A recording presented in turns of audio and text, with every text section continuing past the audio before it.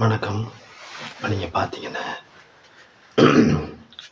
அப்பா செஞ்ச பாவம், முன்னோர்கள் செஞ்ச பாவம் அப்படின்னு சொல்கிறாங்க பார்த்தீங்களா? அதுக்கு அர்த்தம் என்னென்ன, அவங்க அடுத்தவங்களை ஏமாற்றி, இல்லை பிறரை கஷ்டப்படுத்தி, காசு, பணம், சொத்து எல்லாம் சேர்த்து வச்சுருப்பாங்க. புரியுதுங்களா? அது தொடர்ந்து நம்மக்கிட்ட சேர்ந்துடும். அந்த சொத்து, அந்த காசு, பணம் எல்லாமே நம்மக்கிட்ட சேர்ந்துடும். அப்படியே இது அப்பா கஷ்டப்பட்டு சம்பாதிச்சாரா? இருக்காது.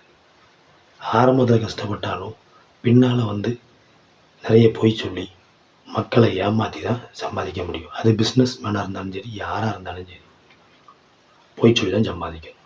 புரியுதுங்களா? அப்போ அந்த சம்பாத்தியத்தை எடுத்து என்ன பண்ண முடியும்? அந்த பாவத்தை தூக்கி பிள்ளைகள் தலையில் ஏற்றிடுவாங்க. பிள்ளைகள் அதை கொண்டு வந்துகிட்டே இருக்கும். இப்படி தான் பாவம், அப்பன் செஞ்ச பாவம் பிள்ளைகளுக்கு சேரும். அப்போ இந்த கர்மா 7 ஜென்மம் எடுத்தாலும் தீராது. புரியுதுங்களா? அதனால தான் பணக்காரனாகவே இருந்துகிட்டு இருக்கான். அதை புரிஞ்சுக்கணும். புரியுதுங்களா? அப்பா காலத்தில் பணக்காரங்களாக இருப்பாங்க, பிள்ளைகள் காலத்தில் கஷ்டப்படுவாங்க.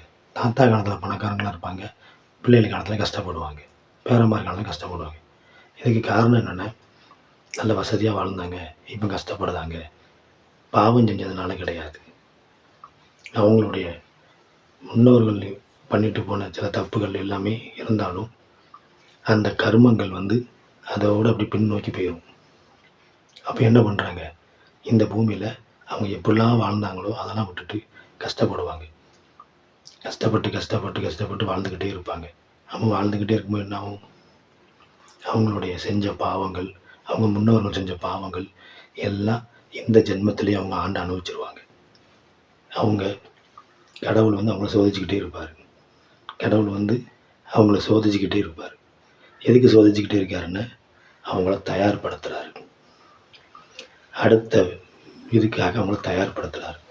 கடவுள் நமக்கு கஷ்டத்தை கொடுத்துக்கிட்டே இருக்காருன்னு நம்மளை மிகப்பெரிய உச்சத்தில் வைக்க போகிறாரு அப்படிங்கிறதுக்காக தயார்படுத்துகிறார்.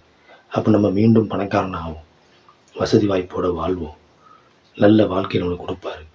கொடுக்கும்போது நேர்மையாக உண்மையாக வாழ்கிறோமா அப்படிங்கிறத கடவுள் பார்ப்பார்.